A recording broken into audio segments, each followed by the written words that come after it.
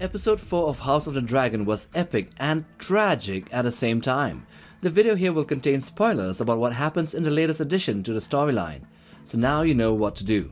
However, we will not discuss the politics and plot details, just what happens in the climax of the episode.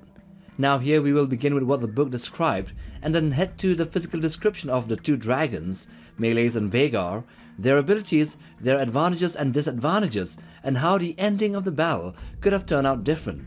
So let's get to it. So in the books, in the first leg of the Green's campaign, Criston Cole marched out of King's Landing with a formidable force that consisted of 100 knights, 500 men-at-arms, and 3 times as many sellswords, totaling about 2,400 men.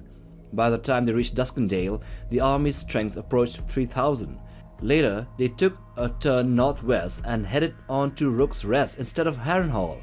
There they laid siege on the stronghold of House Staunton, which was the closest sworn house to Rhaenyra in Dragonstone. At Rook's Rest, Rhaenys Targaryen, the queen who never was, arrived alone with her dragon Meleys, the Red Queen, to aid Lord Staunton. Criston Cole, anticipating this, had his archers and scorpions ready to attack Meleys. However, the dragon emerged largely unscathed from their assault and retaliated by burning Criston's soldiers with dragonfire. Criston then executed his trap. King Aegon II Targaryen and his brother Prince Aemon appeared in the sky riding their dragons Sunfire and Vhagar. A fierce aerial battle ensued, 1,000 feet above the field of battle, which was already burning with dragonfire. In the 2-on-1 struggle, Meleys had the upper hand on the smaller Sunfire and bit down on Sunfire's neck, incapacitating him from fighting back. But then Aemon on Vhagar then descended upon them from above, causing all 3 dragons to crash onto the ground, with the speed and the sheer weight of Vhagar crushing the other 2. In the end, Aemon and Vhagar emerged unharmed from the fall, but Meleys was broken and torn apart, and along with Rhaenys, they both died on the spot. While Sunfire survived and suffered a severely torn wing, King Aegon also managed to live on, but with severe burns and broken bones, with his armor melted to his flesh.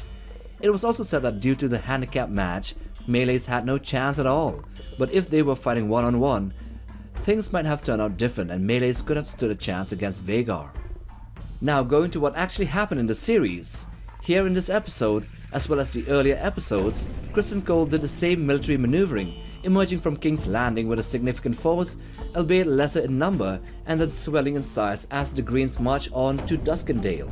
By the time they laid siege to Rook's Rest, the Knight of House Staunton estimated the force to be numbering around 1,400 to 1,500 at the least, which means the real numbers could be twice as much, with the soldiers behind the tree line are to be counted.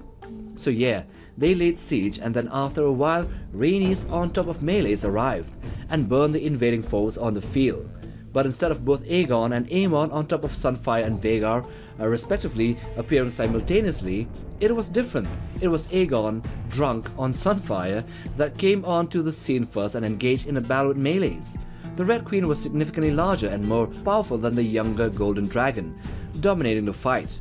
Then Vhagar showed up, and after Sunfire went down crashing, it became a one-on-one fight between the Red Queen and the Green Beast.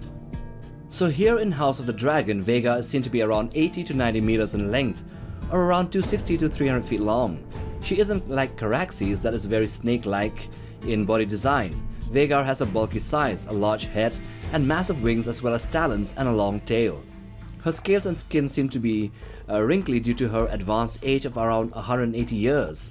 As such, she has become slower, lazier and cumbersome, able to take flight only after running to gain speed, much like a modern jumbo jet. Meleys, on the other hand, was seen to be half the size of Vhagar, meaning around 40 to 50 meters in length, or between 130 and 165 feet in length.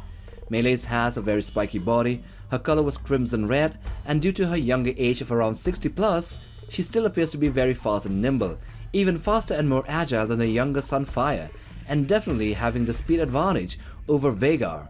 She also can take off near instantaneously. Both dragons have the same fire-breathing ability, but we can see that Vhagar's flame had more volume, while Meleys was more concentrated. They both have sharp claws and mouths full of sharp teeth, but with a larger size, Vhagar's mouth, teeth and claws were also larger. That's the main advantage. The old queen has, along with her experience in over 100 battles, which might include encounters with other dragons too. Meleys had age on her side. She was younger and faster, able to make high G-turns mid-air and outmaneuver almost any other dragon. She was also no stranger to fights and was more than capable of handling the one-on-one fight. So let's now get to the battle and see how it could have ended if one of the sides was smarter. Meleys and Vhagar went on to clash head-on mid-air, with a collision reverberating through the skies above Rook's rest. As the larger Vhagar lunged forward with terrifying force, Meleys turned upside down, narrowly avoiding a catastrophic collision. The two dragons then locked talons, their massive bodies entwined in a deadly dance reminiscent of eagles during a mating flight. The skies over the battlefield was filled with the sound of their roars and dragonfire, each dragon trying to gain the upper hand. Meleys, known for her agility, twisted and turned with incredible speed, managing to outmaneuver Vhagar in the intense struggle. With a powerful thrust, she sent Vhagar spiraling downwards, crashing onto the ground below. The mighty dragon lay there, vulnerable and exposed for quite a long moment, with her being minutes away from a potential defeat. However, Meleys and Rhaenys took their sweet time flying away, and with still doubts on her mind, Rhaenys' mind, as to whether or not she should kill her own kin. Determined to end the threat once and for all, Meleys turned back, diving towards the crash site with fierce resolve. As they neared the ground, the smoke of dragonfire obscured their vision, and Vhagar was nowhere to be seen. And in a heart-stopping instant, Vhagar emerged from behind the coastal cliffs, hidden behind thick smoke and Rook's rest itself. Vhagar's jaws, powerful jaws, clamped down onto Meleys' neck. The Red Queen thrashed and struggled, her wings beating frantically against the air, but Vhagar's hold was too powerful. Meleys died after a while and was released to crash down onto the walls of Rook's rest along with her rider. So just as the book described that Meleys had a chance in a one-on-one fight, and that's what the episode showcased as well. Meleys did in fact had it in her to challenge and even gain the upper hand in the fight against Vhagar. When the giant green dragon was sent crashing into the ground after the locking of talons, the Red Queen could have made a tight turn and pounced onto the defenseless back of Vhagar, finishing off with a bite behind the neck or thrashing onto the wing joints and bathing both Aemon and his beast with dragonfire. She could have also flown higher and made a falcon-type dive, just as she was seen to perform during the first time we saw her on screen. The slower Vhagar could have been outmaneuvered in the air, but in the end Vhagar was too cunning, for she had been a survivor of 100 battles, and she was highly tactical and knew that the only way to get a grip on the Red Queen was to surprise attack her using the cliffs as cover. And so that's how it went, and will never change. Yes, Meleys could have won, but Vhagar still took the win. Now if you like this video, then watch this other one as well, and do check out our channel as well for other monster and dragon content. Like, subscribe, and we'll see you in the next video. Take care, guys.